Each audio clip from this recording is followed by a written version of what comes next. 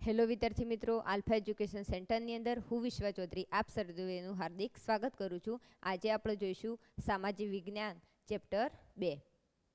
Chapter 2 ની અંદર આપણે સૌ પ્રથમ ચેપ્ટરનું માળખું સમજીએ તો ચેપ્ટર 2 ની અંદર સાંસ્કૃતિક વારસો, પરંપરાઓ, હસ્ત અને લલિત કલા વિશે આપણે ભણવાનું છે આજે. તો જો એક સાંસ્કૃતિક વારસો એટલે શું, તો સાંસ્કૃતિક વારસો આપણે એને કહીશું કે જેની અંદર માનવી પોતાની બુદ્ધિ, આવડત, કલા, કૌશલ્ય દ્વારા જે કંઈ પણ વસ્તુનું સર્જન કરે તે વારસાને આપણે કયા વારસા તરીકે ઓળખીશું? સાંસ્કૃતિક વારસા તરીકે.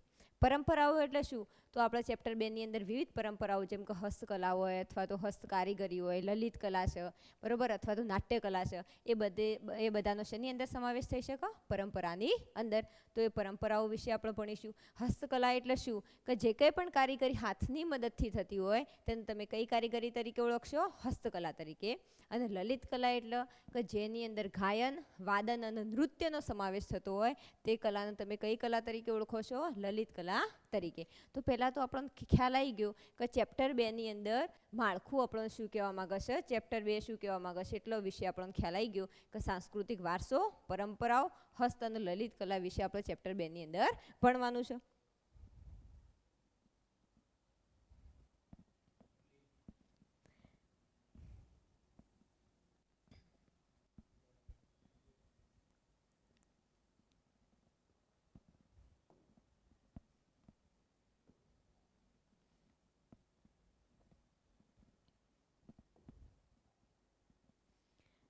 હવે આપણે જોઈએ ભૌતિક વારસો, જૈવિક વારસો અને સાંસ્કૃતિક વારસો. ચેપ્ટર 3 ની અંદર મુખ્ય આપણે 3 વારસા ભણવાના છે: ભૌતિક વારસો, જૈવિક વારસો અને સાંસ્કૃતિક વારસો. ભૌતિક વારસો એટલે શું, જૈવિક વારસો શું અને સાંસ્કૃતિક વારસો શું એ હું તમને બરોબર સહેલી રીતથી સમજાવી દઉં. તો તમે જો ભૌતિક વારસો એટલે ઘર, જમીન, જાગીર કે સ્થાવર જંગમ મિલકત જે આપણને વારસામાં મળે છે. હવે આપણને કીધું ઘર, જમીન, જાગીર, સ્થાવર જંગમ મિલકત એ કોના તરફથી આપણને મળતી હોય, તો આપણા મા બાપ તરફથી આપણને મળતી હોય છે. તમે જો કોઈ પણ પપ્પા હોય અથવા તો મમ્મી છે એ કોના માટે ભેગું કરતા હોય? આપણા માટે ભેગું કરતા હોય. ઘર કોના નામે? પપ્પા પાસે થવાનું છે, આપણા નામે. પપ્પાની જમીન હશે એ પણ કોને મળવાની છે? આપણને મળવાની છે. જે કંઈ પણ ભૌતિક સુખ સુવિધાઓ હશે એ તમામ તમે કયા વારસાની અંદર લઈ શકશો? ભૌતિક વારસાની અંદર તમે એ લઈ શકશો. ભૌતિક સુખ સુવિધાઓમાં તમે શું શું લઈ શકો છો? તો ઘર, જમીન, જાગીર અથવા તો સ્થાવર જંગમ મિલકત એ તમામ વારસો આપણને કોના તરફથી મળતો હતો? મા બાપ તરફથી. અને તમામ વારસાને તમે કયા વારસા તરીકે ઓળખશો? ભૌતિક વારસા તરીકે ઓળખશો. હવે બીજી વસ્તુ હું તમને કહી દઉં કે ભૌતિક વારસો છે અને જૈવિક વારસો છે એ તમને તમારા મા બાપ તરફથી પ્રાપ્ત થશે. કોના તરફથી પ્રાપ્ત થશે? મા બાપ તરફથી. અને જે સાંસ્કૃતિક વારસો છે એ પોતાની જાતે આવડત, કલા, કૌશલ્ય દ્વારા આપણો વારસો મેળવવાનો છે. અને તમે કયા વારસા તરીકે ઓળખશો? સાંસ્કૃતિક વારસા તરીકે ઓળખશો.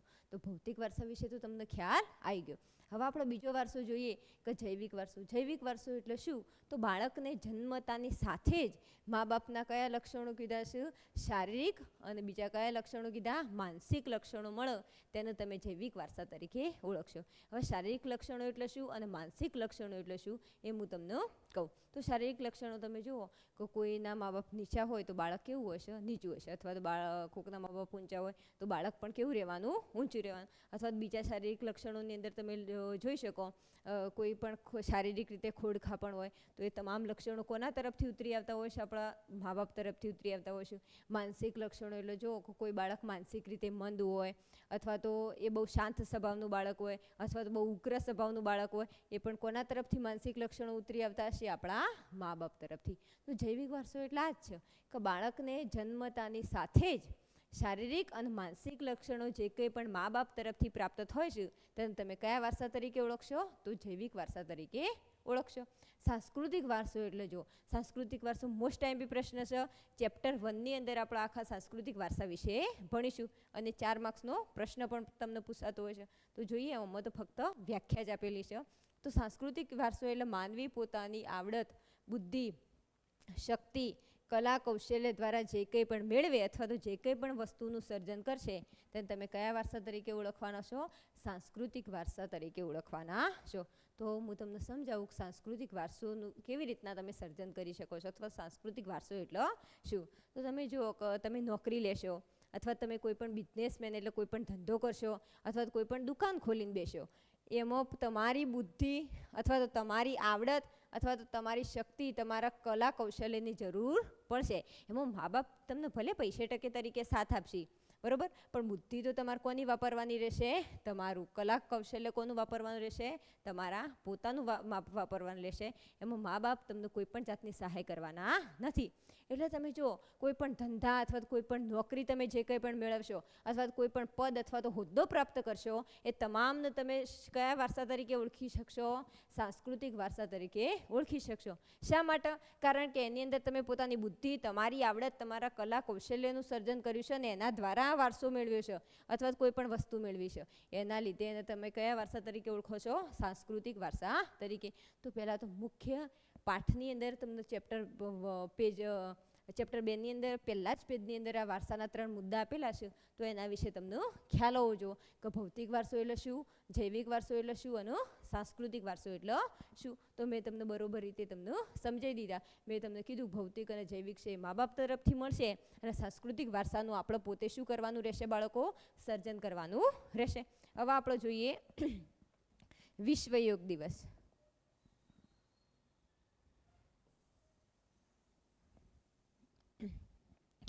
જો કે વિશ્વ યોગ દિવસ ક્યારે ઉજવવામાં આવે છે? તો તારીખ કઈ લખી છે? 21મી જૂનના દિવસે આપણે કયો દિવસ ઉજવીએ છીએ? વિશ્વ યોગ દિવસ. આ મોસ્ટ ટાઈમ પ્રશ્ન છે કે તો ખાલી જગ્યાની અંદર પૂછાઈ શકે, ખરા ખોટાની અંદર પૂછાઈ શકે કે તો જોડકાની અંદર પૂછાઈ શકે કે વિશ્વ યોગ દિવસ ક્યારે ઉજવવામાં આવે છે? તો 21મી જૂનની અંદર વિશ્વ યોગ દિવસ ઉજવવામાં આવે છે.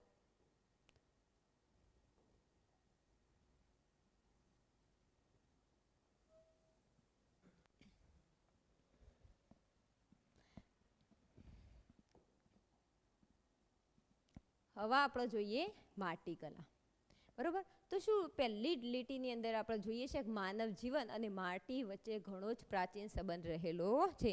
એટલે જો ટૂંકમાં આપણે સરળ સાદી ભાષામાં કહીએ તો વ્યક્તિની જન્મથી લઈ અને મરણ સુધીની યાત્રા કોની સાથે જોડાયેલી હોય? ભાઈ, માટી સાથે જોડાયેલી હોય. વ્યક્તિની જન્મથી લઈને મરણ સુધીની યાત્રા એટલે શું? તમે જો જ્યારે તમારો જન્મ થાય તો સૌ પ્રથમ તમે તમારું જોડાણ કયો હશે? માટી સાથે હશે. તમે સૌ પ્રથમ અત્યારે પણ તમે જ્યારે ઉઠતા હશો તો સૌ પ્રથમ તમે તમારા પગ કયો રાખતા હશો? ધરતી માતા પર રાખતા હશો. અને જ્યાર સુધી તમે જીવિત છો ત્યાર સુધી તમને શેની જરૂર છે? જમીનની જરૂર છે. જમીન વગર આપણે કશું કરી શકવાના નથી. એટલે સૌ પ્રથમ આપણો સંબંધ જોડાઈ ગયો કોની સાથે? જોડણો માટી સાથે.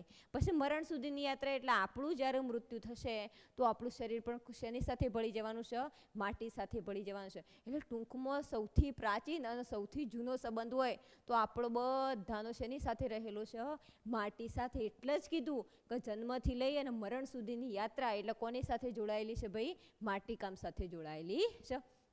તમે જો માટીમાંથી આપણે શું શું બનાવીએ છીએ? તો રમકડા, હાડલા, માટીના ચૂલા, અનાજ સંગ્રહ કરવાની કોઠીઓ વગેરે તમામ વસ્તુઓ આપણે શેમાંથી બનાવતા હોઈએ છીએ? માટીમાંથી. તમારામાંથી શા માટે બેન? અત્યારે તો તમે લાકડામાંથી આપણે બનાવીએ છીએ અથવા તો ધાતુમાંથી બનાવીએ છીએ. હા, એ ભાઈ વાત સાચી, પરંતુ જ્યારે ધાતુ કામની અને બીજી શેની શોધ નથી થઈ? લાકડાની. લાકડા તો હતા જ પણ ખ્યાલ નહોતો કે લાકડામાંથી કઈ કઈ વસ્તુઓ બને છે અથવા તો ધાતુમાંથી કઈ કઈ વસ્તુઓ બને છે. એટલા માટે સૌ પ્રથમ જો માનવીએ કોઈ વસ્તુનો ઉપયોગ કર્યો હોય તો શેનો કર્યો? તો માટીનો. અને માટીમાંથી આપણે વિવિધ વસ્તુઓનું સર્જન કરતા. રમકડા, હાડલા, માટીના ચૂલા, અનાજ સંગ્રહ કરવાની કોઠીઓ. અનાજ સંગ્રહ કરવાની એટલે જે આપણો કોઈ પણ અનાજ, ખાદ્ય પદાર્થો, ઘઉં હોય અથવા તો ચોખા હોય અથવા તો ચણા હોય અથવા તો બીજા ગમે તે ખાદ્ય પદાર્થો જે કંઈ પણ વસ્તુઓનો સંગ્રહ કરીએ છીએ તો એ બધું સમજ સંગ્રહ કરવામાં આવતું? માટીની કોઠીઓની અંદર, બરાબર. હવે તમે જો ઘરની દિવાલો માટી અને શેનાથી લીંપેલી રહેતી? છાણથી લીંપેલી રહેતી. અત્યારે તો સિમેન્ટ છે તો અત્યારે મોટા ભાગની દિવાલો સિમેન્ટ અને ઈંટથી બનાવેલી હોય છે. પણ પહેલાં જ્યારે સિમેન્ટની શોધ નથી થઈ એ સમય દરમિયાન જો ઘરની દિવાલો હતી તો શેનાથી લીંપેલી લેતી? માટી અને છાણ આપણે ભેગું કરી અત્યારે તમે ગોમડાની અંદર જોયેલું હશે અને એની દિવાલો બનાવેલી હતી. પછી જે પાણી છે, બરાબર, અથવા તો દૂધ છે, દહીં છે, છાશ છે, ઘી જેવા પ્રવાહી શેના અંદર ભરવામાં આવતા? માટીના વાસણોની અંદર. તમે જો ખાલ તો આપણા વિવિધ ધાતુના વાસણો ઘરની અંદર હોય છે, એટલે આપણે જે કંઈ પણ પ્રવાહી હોય, ઘી હોય, દૂધ હોય, દહીં હોય, છાશ હોય, એ બધા પ્રવાહીઓ આપણા ધાતુના વાસણોની અંદર ભરીએ છીએ. પણ પહેલાંના સમયમાં માટી સિવાય તો બીજા કશાની શોધ જ નથી, એટલે આ તમામ વસ્તુઓનો સંગ્રહ શેની અંદર કરવામાં રહેતો? માટીના વાસણોની અંદર સંગ્રહ કરવો પડતો. બરાબર. બીજી વસ્તુ શું કહે છે આપણને? કે લોથલ, મોહેંજો-દડો અને હડપ્પા સંસ્કૃતિ સમયમાં શું મળી આવ્યું? તો માટીના લાલ રંગના પવાલા, બરણી, રકાબી મળી આવ્યા. હવે તમારામાંથી લાલ રંગના પવાલા અથવા તો બરણી અથવા રકાબી એટલે શું? તો જ્યારે માટીને આપણો છોકરો પકાવીએ એટલે માટી કયો રંગ ધારણ કરે છે? લાલ રંગ ધારણ કરે છે. એટલા માટે અહીંયા ઉલ્લેખ કરવામાં આવ્યો કે જૂનામાં જૂના લોથલ, મોહેંજો-દડો અને હડપ્પા સંસ્કૃતિમાંથી આપણને શું મળી આવ્યું હતું?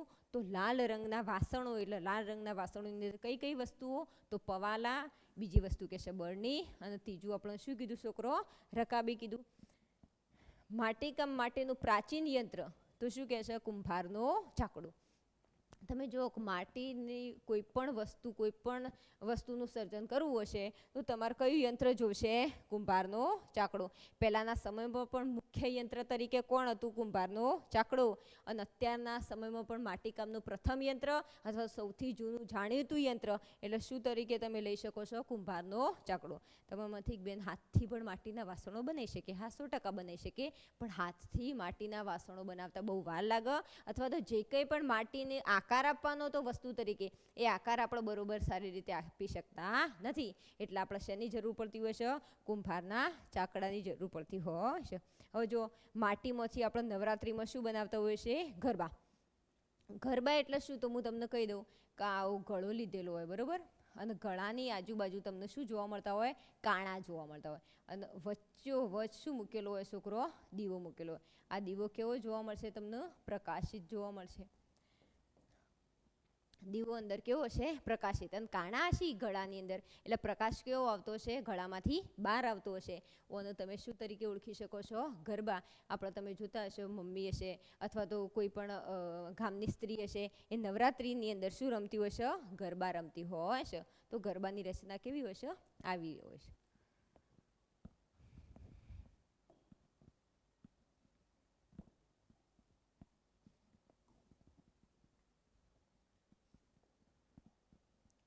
હવે આપણે જોવાનું છે કાચી માટીમાંથી પકવેલા વાસણો.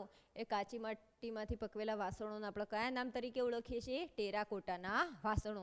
મોસ્ટ ટાઈમ બી પ્રશ્ન છે ખાલી જગ્યાની અંદર, ખરા ખોટાની અંદર આ પ્રશ્ન પૂછાય છે. એટલે તમારા બધા વિદ્યાર્થીઓએ ફરજિયાતપણે આ પ્રશ્નને યાદ રાખવો કે કાચી માટીમાંથી પકવેલા વાસણો એટલે કયું નામ આપી દઈએ છીએ આપણે? એને ટેરાકોટાના વાસણોનું નામ આપી દઈએ છીએ. બરાબર. હવે તમે જુઓ કે દક્ષિણ ભારતનું નાગાર્જુન કોડા અને ગુજરાતનું કયું કહે છે આપણું? લાંગણજ. એટલે કયો જિલ્લો થયો છોકરો? મહેસાણા જિલ્લો. તો કેવા વાસણો મળી આવ્યા આપણને? હાથથી બનાવેલા માટીના વાસણો મળી આવ્યા. તમે ચિત્રની અંદર જોઈ શકો છો આ બધા જે વાસણો છે એ કેવી રીતના બનાવવામાં આવ્યા છે? હાથથી બનાવવામાં આવ્યા છે. બરાબર. તો આટલો ખ્યાલ આવી ગયો કે કાચી માટીમાંથી પકવેલા વાસણો એટલે ટેરાકોટાના વાસણો. દક્ષિણ ભારતનું કયું કીધું આપણને? નાગાર્જુન કોડા. અને બીજો કયો જિલ્લો કીધો? મહેસાણા જિલ્લો. તેથી આપણને કયા વાસણો મળી આવ્યા? તો હાથથી બનાવેલા માટીના વાસણો મળી આવ્યા.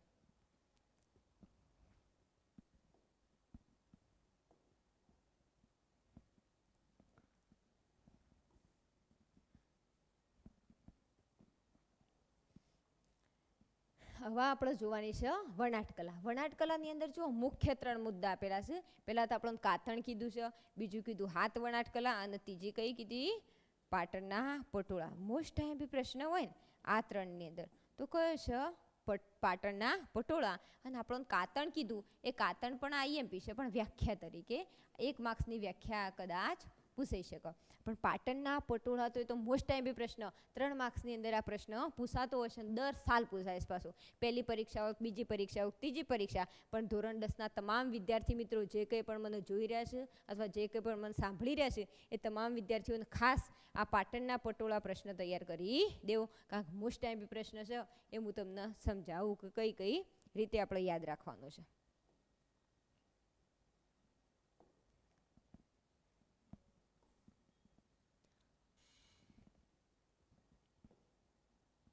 તો જો આની અંદર કાતરની વ્યાખ્યા આપેલી છે ને ચિત્રની અંદર તમે જોઈ શકો છો કે કાતણ કેવી રીતના વણવામાં આવતું હોય છે, કેવી રીતના બનાવે છે. ચિત્રની અંદર જો આ બેન બેઠેલો છે અને શું વણી રહ્યા છે, કાતણ વણી રહ્યા છે, એ તમને બધાને દેખાય છે. જો હવે હું તમને કાતણની વ્યાખ્યા કહું તો જો બધા બાળકો જો રૂ લેવાનું અને રૂમાંથી શું ખેંચવાના છે, આપણે તાંતણા ખેંચવાના. રૂમાંથી તાંતણા ખેંચી એકબીજા પર શું ચડાવવાનું રહેશે, વળ ચડાવવાનું રહેશે.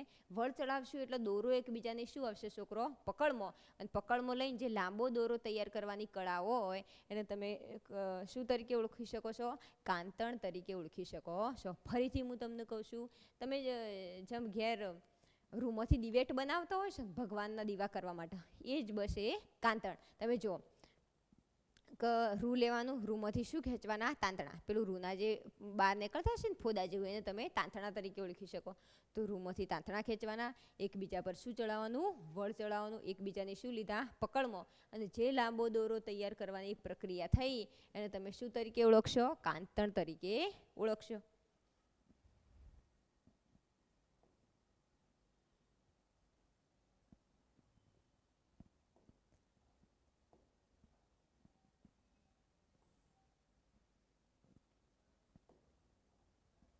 હવે આપણે જોઈએ હાથ વણાટ કલા.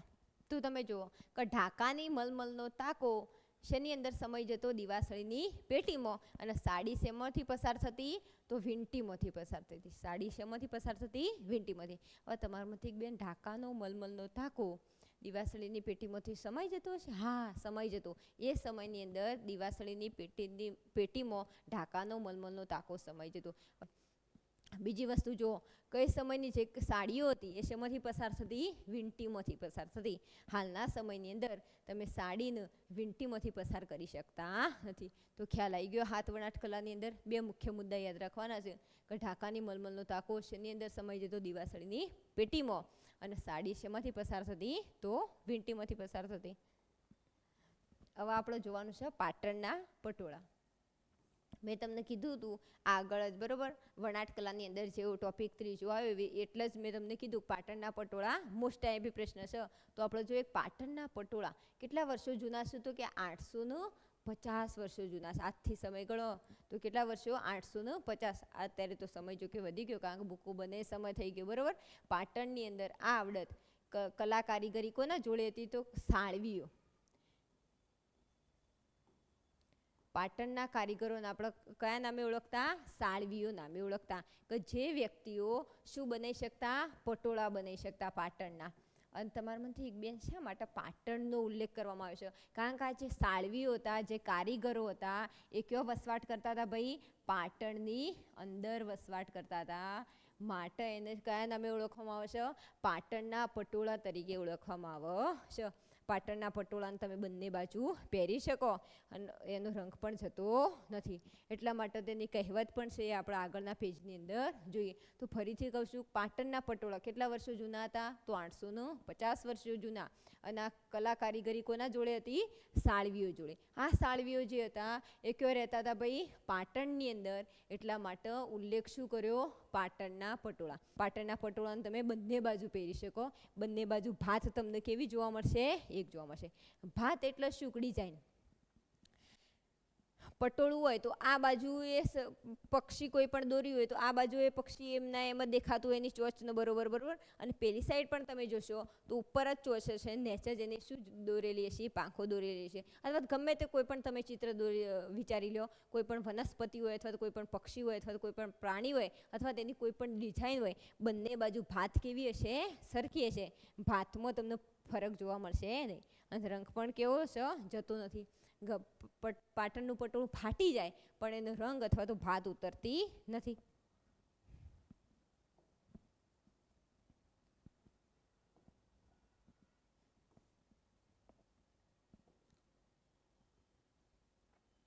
હવે જો એ પાટણના પટોળાને બીજા કયા નામે ઓળખવામાં આવશે, બેવડિક્ત. તો આમાંથી બેવડિક્ત શા માટે, કારણ કે આ પટોળાને કેટલી બાજુ પહેરી શકાતું હતું, બંને બાજુ પહેરી શકાતું હતું. બીજી વસ્તુ, બંને બાજુ પહેરી તો શકાતું હતું પણ બંને બાજુ ભાત પણ કેવી હતી, સરખી હતી, બરોબર. અને બીજી વસ્તુ કે એનો રંગ પણ જતો હતો નહીં. એટલા માટે એને કયા નામે ઓળખવામાં આવે છે? બેવડિક્તના નામે ઓળખવામાં આવે છે. ખાસ યાદ રાખજો કે પાટણના પટોળાને બીજા કયા નામે ઓળખવામાં આવે છે? તો બેવડિક્તના નામે ઓળખવામાં આવે છે. શા માટે? તો બંને બાજુ એને પહેરી શકાતું હતું, બંને બાજુ ભાત પણ કેવી હતી? સરખી, અને એનો રંગ પણ જતો હતો નહીં. કહેવત જોવો તમે કે પડી પટોળે ભાત ફાટે પણ ફીટે નહીં. પ્રશ્ન બદલીને પૂછવું હોય તો એવો પણ પૂછાઈ શકે કે પડી પટોળે ભાત ફાટે પણ ફીટે નહીં. એ કહેવત સમજાવો. તો તમારે કયા શેનો ઉલ્લેખ કરવાનો રહેશે? ટૂંક નોંધની અંદર પાટણના પટોળાનો ઉલ્લેખ કરવાનો રહેશે.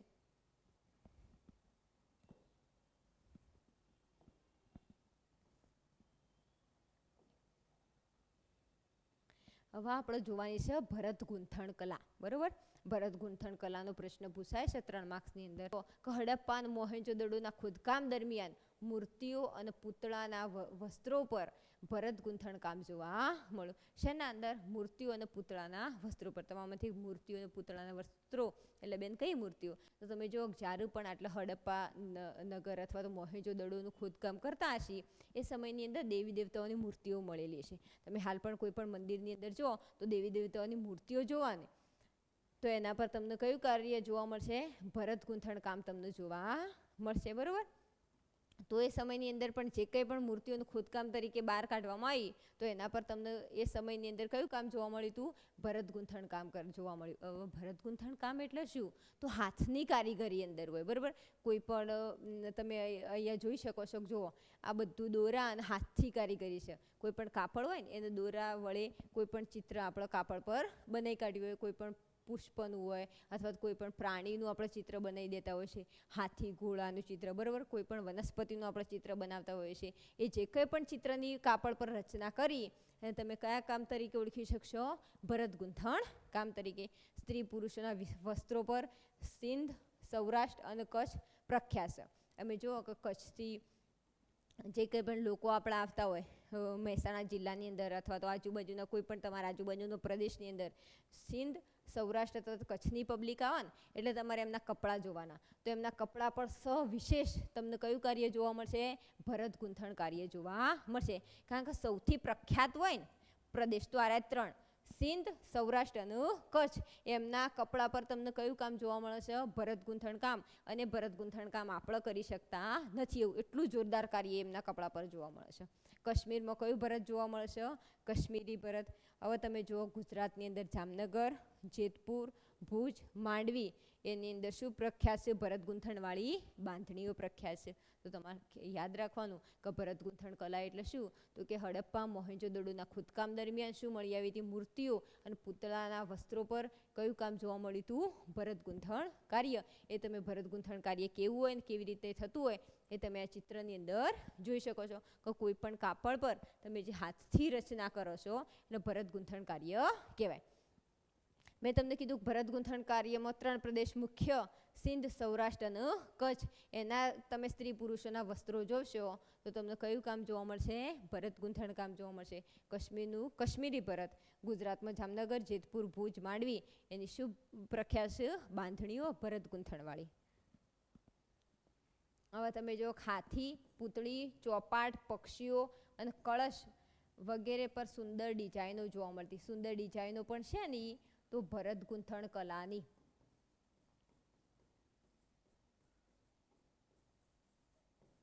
બરોબર, હાથી હોય, પૂતળી હોય, ચોપાટ હોય, કોઈ પણ પક્ષી હોય અથવા તો કળશ. કળશ એટલે તમને ખબર છે તોબાનો લોટો હોય છે ને એના પર નારિયેળ મૂકેલું હોય છે. બરાબર, એને તમે શું તરીકે ઓળખતા હો છો? કળશ તરીકે. એના પર શું જોવા મળી? સુંદર ડિઝાઇન. કઈ કલાની જોવા મળી તમને? ભરત ગૂંથણ કલાની. ભરત ગૂંથણ કલાની અંદર ચંદરવા, શાખ, તોરણ, ચાકળા અથવા તો ઓછાડ, તકિયા, પારણા અથવા તો ઓશિકા પર પણ કયું કામ જોવા મળ્યું? ભાઈ ભરત ગૂંથણ કાર્ય જોવા મળ્યું. એ સમયની વાત અત્યાર પણ તમને જોવા મળે છે. બરાબર, આ યાદ રાખવાનું છે. કચ્છનો બન્ની વિસ્તાર.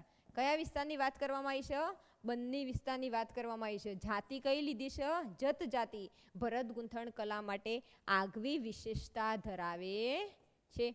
યાદ રાખજો કે કચ્છની અંદર કયો વિસ્તાર કીધો છે? તો બન્ની વિસ્તાર. જાતિ કઈ ઉલ્લેખ કર્યો છે? જત જાતિ. ભરત ગૂંથણ કલા માટે આગવી વિશેષતા ધરાવે છે. હવે મેં તમને આગળ પણ કીધું કે તમે જોતા હશો સ્ત્રી પુરુષોના શું ભણાયા? મેં તમને વસ્ત્રો કીધા હતા. બરોબર. તો મેં તમને મુખ્ય કેટલા પ્રદેશોનો ઉલ્લેખ કર્યો હતો? 3. સિંધ, બીજું કયો કીધો તો? સૌરાષ્ટ્ર, અને ત્રીજા કયા પ્રદેશ તરીકે ઉલ્લેખ કર્યો તો મેં તમને? કચ્છ. સિંધ, સૌરાષ્ટ્ર અને કચ્છની અંદર સવિશેષ તમને કઈ કલા કારીગરી જોવા મળતી હતી? તો ભરત ગૂંથણ કલા. હું એવું નહીં કહેતી કે આપણા પ્રદેશના લોકો અથવા તો બીજા કોઈ પણ પ્રદેશના લોકો ભરત ગૂંથણ કલા કારીગરી ના કરી શકતા હોય, ના કરી શકતા હોય, પણ આ જે કચ્છનો વિસ્તાર છે અથવા તો જે જાતિ છે જત જાતિ, એના જેવું આપણે ભરત ગૂંથણ કલા કરી શકવાના નથી, માટે એમનો ઉલ્લેખ કર્યો છે અને પ્રસિદ્ધ છે. બરોબર. તો એના વિશે તમારો ખ્યાલ રાખો, યાદ રાખવું. હવે આપણે જોઈએ ચર્મ ઉદ્યોગ. બરોબર. તો જો ચર્મ ઉદ્યોગ જોઈએ તો પ્રાણીના મૃત્યુ પછી આપણે શું કરીએ છીએ? ચામડાનો ઉપયોગ કરીએ છીએ. જો આપણે પ્રાણી તો જીવતો ઉપયોગ કરીએ છીએ, મનુષ્ય એટલે, અને પ્રાણી જ્યારે મૃત્યુ પામે એ વખત પછી પણ આપણે એનો શું કરીએ છીએ? ઉપયોગ કરીએ છીએ. મનુષ્ય તરીકે આપણે જીવતા પ્રાણીનો કેવી રીતના ઉપયોગ કરીએ છીએ? તો તમે જોઈ શકો પ્રાણી હોય તો પ્રાણીમાંથી આપણને પાલતુ પ્રાણી હોય તો દૂધ, દહીં, છાશ વગેરે વસ્તુઓ માટે આપણે શેના પર આધાર રાખવો પડતો હશે? પ્રાણી પર આધાર રાખવો પડતો હશે. અને એના મૃત્યુ પછી આપણે શેનો ઉપયોગ કરવાનો છે? ચામડાનો. તો ચામડાનો કેવી રીતે ઉપયોગ કરશું એ મેં તમને જોઉં. જો આ તમને ઢોલ દેખાય છે, એને અંદરથી બનાવવામાં આવ્યો છે, ચામડામાંથી બનાવવામાં આવ્યો છે. બરોબર. ખેતી માટે પહેલાં તો જોઈએ કૂવામાંથી જે પાણી કાઢવાના કોષ હોય છે. બરોબર. અથવા તો પાણીની મશકો અથવા તો પખાલો, ઢોલ, નગારા, તબલા, ઢોલક, લુહારની ધમણો, પગરખા અને યુદ્ધમાં વપરાતી ઢાલ વગેરે તમામ વસ્તુઓ આપણે શેમાંથી બનાવીએ છીએ? ચામડામાંથી. જો તમે કે આપણે અત્યારે તો બોટલો આવી જાય પાણી ભરવાની, પણ પહેલાંના સમયમાં એક ગામથી બીજા ગામ અથવા એક પ્રદેશમાંથી બીજા પ્રદેશમાં જવું હોય તો પાણી ભરવાની આપણે શું ઉપયોગ કરતા? મશકોનો ઉપયોગ કરતા, કે જેની અંદર આપણે પાણીનો સંગ્રહ કરતા. બીજું કહેશે કે કૂવામાંથી પાણી બહાર કાઢવાનું હોય તો એના અંદર શું વપરાતું? કોષ. એ પણ શેનો બનેલો હતો? ચામડાનો. ઢોલ હોય છે, નગારા હોય છે, તબલા હોય છે, ઢોલક હોય છે, અથવા લુહારની ધમણો, પગરખા અને યુદ્ધમાં વપરાતી ઢાલ. હવે જો યુદ્ધમાં વપરાતી ઢાલ હોય ને એની અંદર પણ ચામડાનો ઉપયોગ થાય. તો આમાંથી શા માટે ચામડાનો ઉપયોગ થાય? તો ચામડું હોય ને, તલવાર કોક મૂકે ને તો ચામડું જલ્દીથી તૂટવાનું નથી, મજબૂત હોય. બરાબર. ચામડાનો તમે એક ઘાથી તમે તોડી શકવાના નથી. અને ઢાલ કોઈ પણ સૈનિકના શેના માટે રાખવામાં આવેલી હોય? બચાવ માટે રાખવામાં આવેલી હોય. એટલા માટે ચામડાનો ઉપયોગ શેની અંદર કરવામાં આવે છે? ઢાલની અંદર પણ થતો હોય છે.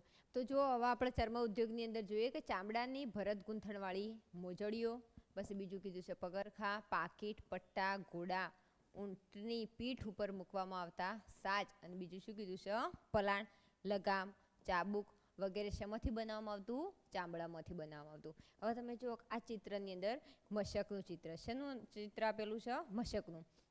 મેં તમને આગળના પેજની અંદર ઉલ્લેખ કર્યો કે મશકનો ઉપયોગ શા માટે થતો? તો આ પ્રદેશથી બીજા પ્રદેશ આપણે જઈએ છીએ તો એની અંદર હાલ આપણે બોટલ લઈને જતા હોય છે, પણ પહેલાં આપણે પાણી ભરવા માટે શેનો ઉપયોગ કરતા? મશકનો ઉપયોગ કરતા. તમે ચિત્રની અંદર જોઈ શકો છો. બીજું કીધું કે ભરત ગૂંથણવાળી મોજડીઓ બનાવવા અથવા તો પગરખા બનાવવા હોય, પાકીટ બનાવવા હોય, પટ્ટા બનાવવા હોય, ઘોડા અને ઊંટની પીઠ ઉપર મૂકવામાં આવતા સાજ, અને બીજો કયો શબ્દ છે? પલાણ. હવે તમે જો ઘોડા અથવા તમે ઊંટ જોયો હોય ને તો એના પર જે કંઈ પણ તમારે જે જગ્યા બેસવાની હોય છે એ જગ્યા પર જે કંઈ પણ મૂકેલું હોય છે એને તમે શું કહી શકો છો? પલાણ અથવા તો સાજ એની ઉપર મૂકેલું હોય છે. બરાબર.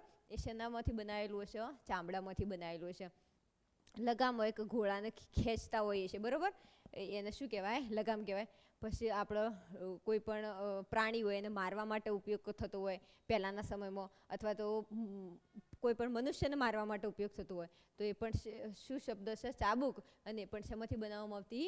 ચર્મમાંથી, ચામડામાંથી બનાવવામાં આવતી. તો તમને ખ્યાલ આવી ગયો કે શું શું બનાવવાતું હતું? કે ખ્યાલ આ તો આવી જાય. મોજડી હોય કે ઢોલ હોય કે નગારા હોય કે પાકીટ હોય કે પટ્ટા હોય કે મોજડી હોય કે ચાબુક હોય કે લગામ હોય, તમામ વસ્તુઓ, મશક હોય કે કોષ હોય, એ તમામ વસ્તુઓ પહેલાં શેમાંથી બનાવવામાં આવતી? તો ચામડામાંથી બનાવવામાં આવતી. તમે જોઈ શકો છો કે ચામડું આપણો કેટલી રીતે ઉપયોગી છે. બરાબર. પ્રાણી હોય તો જીવતો તો ઉપયોગી હતું, મૃત્યુ પામે છે એ સમયે પણ આપણા માટે અત્યંત ઉપયોગી બને છે.